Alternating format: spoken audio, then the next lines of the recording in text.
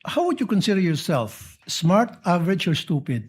Bilang isang normal na tao, ulitin ko, pag nakakita kayo ng ganong pangalan, bilat, pagong, pusa, etc., magugulat ka, di ba? So for me, in this case, you're stupid in the name of blind loyalty. Sa Davao, meron ba mga pangalan piatos? Meron ba mga pangalan mga belat, pagong, pusa, etc.? Di ko ma-remember, Your Honor. Di All ko of a sudden, maalala. hindi mo na maalaala. Ayaw lagi pag tinunto, ma'am, pati kami ba na tinunto mo dire? Mo Maraming magin salamat. na ako tinuod, Your Honor. Okay.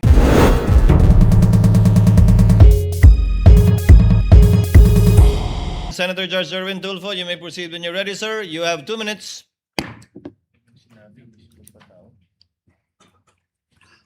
Thank you, Mr. Presiding Officer. Ms. Gina Costa. Bago po kayo naging SDO ni VP Sara, ano po ang trabaho niyo? Ano po?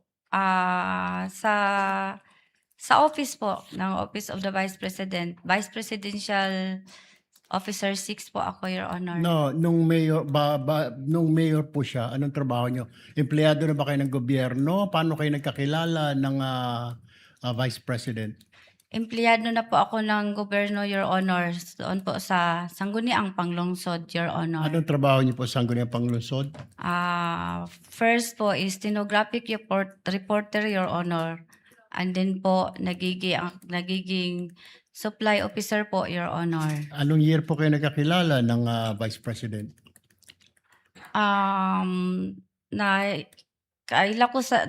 Nakilala ko siya, Your Honor, yung nagiging vice mayor po siya sa Sangguniang Panglungsod, Your Honor. Tapos, kinuha ka na niya sa kanyang opisina? Ganun po ba?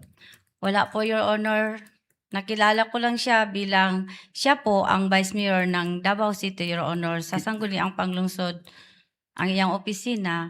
Tapos ako, doon din nag-opisina sa Sangguniang Panglungsod, Your Honor, sa admin office po. Kailan po kayo kinuhang SDO sa Office of the Mayor? Yung mayor na po siya, siya na po ang mayor ng Davao City, Your Honor. Alright. Alam niyo po yung mga pangalang Mary Grace Piatos, Chippy McDonald, Pusa, Pagong, Ngit-Ngit, Belat, na hindi po totoo mga tao ito, na mga totoong pangalan. Alam niyo po yun. Na-encounter ko po yun. Tanong ko po, alam niyo na hindi po totoo. Chippy McDonald ninyo, I'm sure. Nag-rely po ako sa... Hindi po. Common sense lang po. Pusa, Pagong. May apelyido bang Pusa, Pagong sa Davao? Wala po akong narinig na Okay. ganyan, Your Honor. Pero alam mo na ito po, hindi totoo mga pangalan. Totoong tao po sila. Totoo pangalan, pero hindi po totoong pangalan. Yes po, Your Honor. Okay. Kung hindi po totoo mga pangalan, bakit wala kayong record ng totoong mga pangalan ng mga tao na tumanggap na CIF? Bakit hindi po ninyo ni-remind si Colonel La Chica o maging si OVP na, Sir, Ma'am, kailangan po natin ng totoong pangalan na recipient ng CIF dahil baka hindi na kailangan ng COA at nasa Joint Memorandum Circular po yan. You should know that. Sa nabasa ko po sa GC, Your Honor, hindi naman po sinasabi doon na kailangan po ang pangalan ng recipient po, Your Honor. So sa pagkaintindi mo, hindi kailangan. Hindi mo nilalagay. Ano po yung nilalagay sa safes ng mga dokumento? Anong mga nilalagay? Anong nilalaman? Di ba pinapabili po kayo ng safe, di po ba? At bumili kayo ng safe. Tama po? Meron po kaming safe, Your Honor. Okay. Anong nilalagay sa safe? Nakalagay po sa Joint Memorandum Circular po yun. Meron po, ang nilalagay po doon yung mga documents po. Anong documents po yun? Yung CDR po. Okay. Alam niyo na si Colonel La Chica ay hindi po maaring mag-disburse dahil wala siya fidelity bond. Pero dahil utos po sa ni VP Sara, sumunod ka lang. Tama po. Instruction po yun. Siya po ang Kaya nga po. designate ni Ma'am VP Yes. Sara na security Kaya officer, Your Honor. Kaya nga po. Pero alam niyo na wala po siyang fidelity bond. And yet, dahil utos po ni VP, dinisburse po sa kanya. Tama po. Yes, Your Honor. Okay. So, tanggap mo rin po ang rason ni Colonel Lachiga na huwag ka na magtanong kasi confidential fund yan. Hindi ka pwede magtanong. Despite the fact na ikaw ang disbursing officer at baka sumabit ka. So hindi mo na tinanong, ano ba talaga ito, Colonel? At delikado ito, baka sumabit ako. Tama na ba yung sagot niya? Huwag ka na magtanong, tumahimik ka na lang dyan dahil confidential fund yan. Ikaw ang disbursing officer.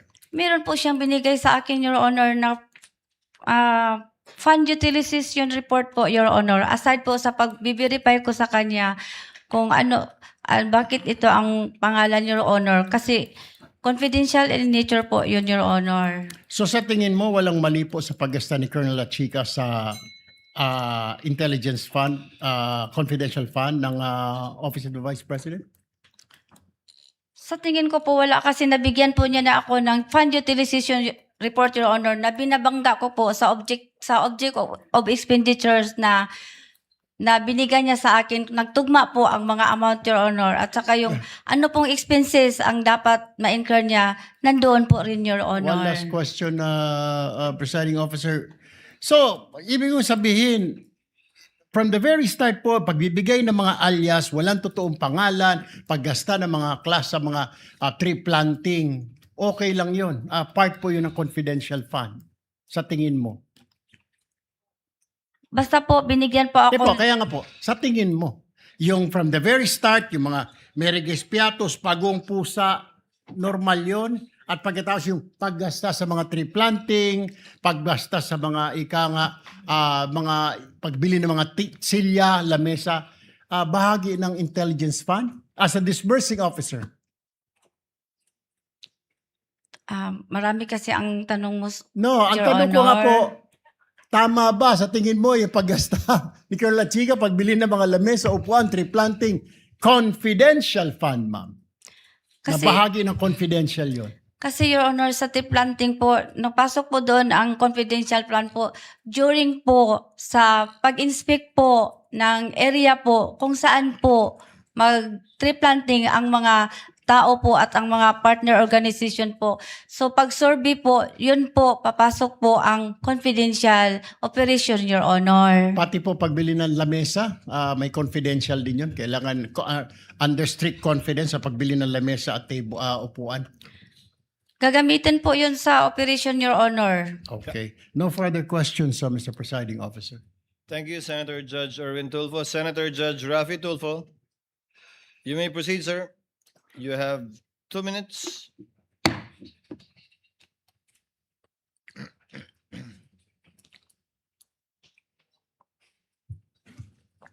Ma'am, nakapaniudto na ka.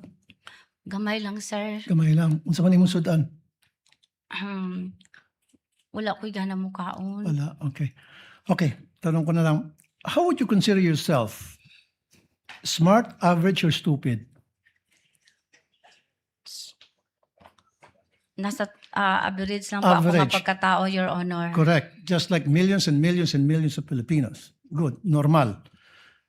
Kasi sa isang normal na tao, kapag siya'y binigyan bilang isang SDO tulad sa inyo ng listahang pangalan ng mga informants na bilat, pagong at pusa, papalag ka. Ano ba to? Colonel, mukhang hindi ata tama to. Bastusan na to. Di po ba? Para sa normal na tao. Am I right? Nag-rely po ako sa sinabmit po sa akin ng security officer, Your Honor. Kaya nga po, bilang isang normal na tao, ulitin ko, pag nakakita kayo ng ganong pangalan, bilat, pagong, pusa, etc. Belat. Okay, belat, same. Magugulat ka, di ba? Magugulat Sa po. Bisaya, yung pronunciation yan eh. Sa Tagalog, belat, sa Bisaya, bilat yun eh. Kasi yung I nagiging I eh. Bisaya din kasi ako eh.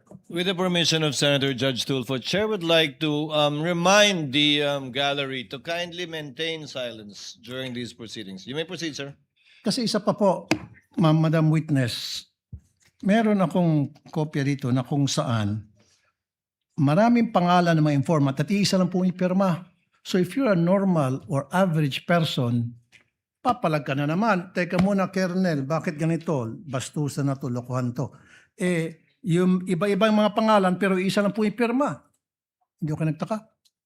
Piniripay ko po yun si Colonel La Chica, Your Honor.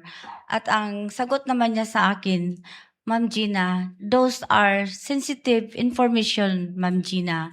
At saka, confidential in nature po yun.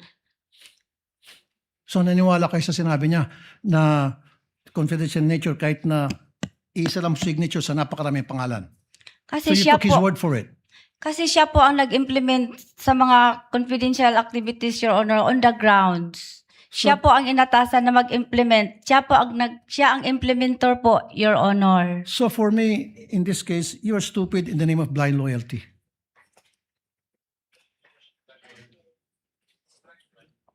Ano po yun?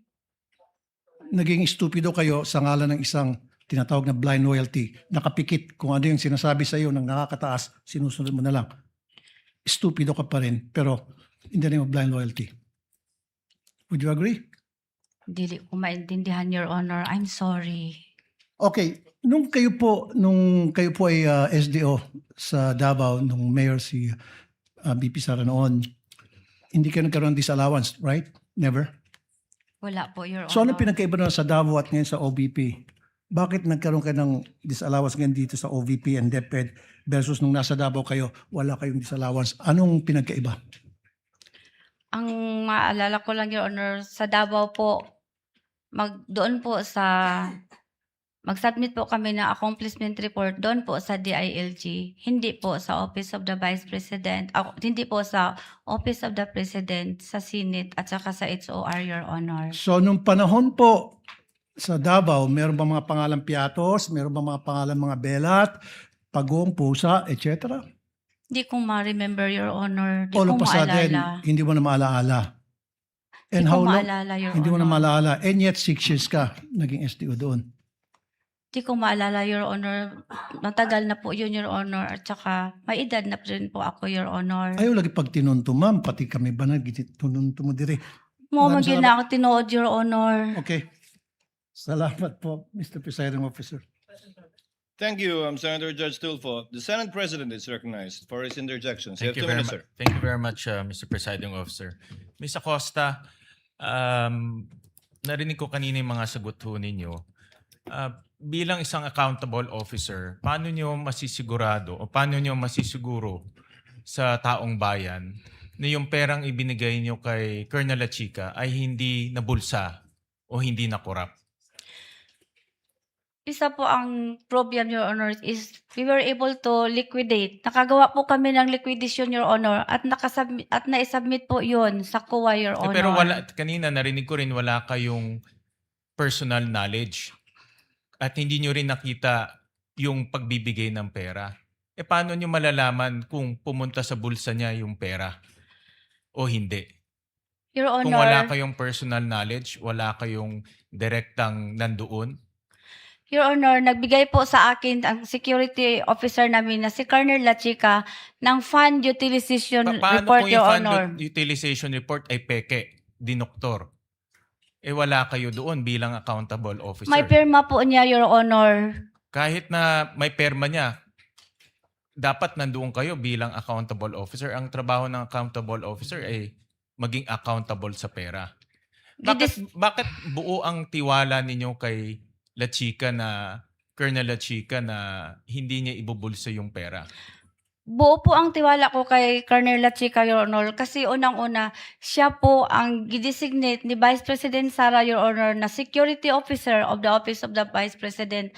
Siya din po ang aming commanding officer ng Vice Presidential Security Protection Group, Your Honor. Pero hindi ibig sabihin na siya ang pwedeng mag-disperse.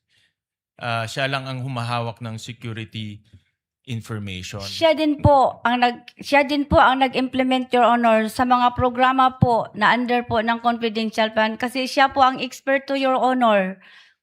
Doon sa ground po, Your Honor. Siya po ang may alam, Your Honor. Kanina narinig ko rin na sinabi nyo, nagtanong kayo, nag-verify kay Colonel La Chica. Hindi nyo ba sinumbong o nagsabi kay VP Sara na baka may problema itong pagbibigay ng pera kay La Chica dahil ang sagot niya lang sa inyo ay confidential information o security, Hindi ba kayo nagsabi kay VP Sara na baka magka-problema ako bilang accountable officer? Hindi po ako nagsabi kay Ma'am VP Sara, Your Honor, kasi unang-una po, siya po ang nagbigay ng office order po na si Colonel La Chica ay gawin niyang security officer, Your Honor, po of the Vice President Office, Your Honor. So kahit na mayroong problema, tinanggap nyo at ibigay nyo pa rin yung pera kay La Chica at tinanggap nyo na lang yung sagot niya. Wala naman po ako na-encounter na problema, Your Honor, kasi nakasubmit po kami ng liquidation, Your Honor, doon sa kuwa, Your Honor. Doon sa 4 na quarters, 4 na beses sinabihan kayo ni VP Sara na ibigay kay Colonel La Chica yung pera? Once lang po siya nagsabi sa akin, Your Honor, Yung last quarter of 2022. na pag ma-encash ko ang pera, Your Honor, In 3 quarters, sino nagsabi sa inyong ibigay kay Colonel La Chica? once lang po nagsabi sa akin si Vice President Sara, Your Honor, na pag ma-encash ko ang cheque po sa confidential fund, Your Honor, i-release ko po kay Colonel La Chica na siya po ang bigyan ni Ma'am Sara Duterte na security officer, Your Honor, sa Sino nagsabi sa office inyo? para siya po ang mag-implement ng various confidential activities, Your Honor. So isang doon sa beses lang ground. sinabi para sa 4 na quarters. Tama? Opo, Your Honor. Sino nag-utos sa inyo na i-encash yung 500 million? Hindi po yun buo 500 Hindi million, nga. Your Honor. Every quarter. Sino nag-utos sa inyo yung 4th quarter of 2022 na i-encash yung 125? Kasi tumawag po sa akin ang aming cash division, Your Honor, na Ma'am Gina, handa na po ang cheque. At pwede na rin po kayo mag-i-encash po sa bangko. So siya ang nag-utos. Sino yun? Anong pangalan niya? Hindi po siya nag-utos, Your Honor. Nag-inform lang sa akin, Your Honor. So sino nag-utos sa iyo mag-encash ng 125? Na pumunta ka sa land bank, encash mo 125. Kasi paano po ako makabigay kay Colonel La Chica, Your Honor, kung hindi ko Hindi po nga, i-encash Hindi, ang... in-inform kayo may cash, pero sino nag-utos sa inyo i-encash? Iba naman yung may cash, iba yung i-encash, di ba? Ano po? Sino ang nag-utos sa inyo na pumunta sa land bank, i-encash yung 125? Si BP po, Your Honor, para makabigay ko po, mai-release ko po ang pera na yon kay security officer, Your Honor. So si VP Sara nag-instruct sa inyo na pumunta sa land bank, i-encash yung 125. Ang sabi po niya sa akin, Your Honor, pag ma-encash ko ang pera, Your Honor, i-release ko po sa security officer, Your Honor, Siya na rin ba nag-utos sa inyo pumunta sa land bank?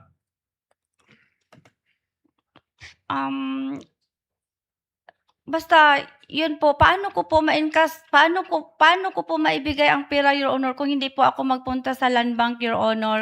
Paano ko po ibigay ang cash doon sa security officer, Your Honor, na sinabi ni Ma'am BP na pag ma-encash ko, ibigay ko sa kanya. Kung hindi po ako magpunta sa bangko, Your Honor, para ipa-encash ang cheque po. Ang tanong ko is, sino ang nag-utos sa inyo pumunta sa land bank para mag-encash? Yun, ganun kasimple lang.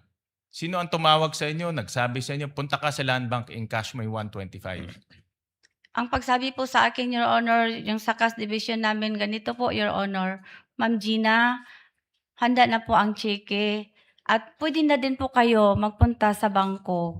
Na i-encash. Opo, Your Honor. Yung sa other quarters, sa first quarter, second quarter, third quarter, sino nag-utos sa inyo mag-encash? Ganun pa din, Your Honor, ang sabi ng cash division namin, Your Honor, na pag naala ang cheque, pag meron na ang cheque, magtawag sila sa ako, Your Honor, Ma'am Gina, pwede na po makuha ang cheque at pwede na po kayo magpunta sa bangko, Your Honor. Thank you very much, Mr. Presiding Officer.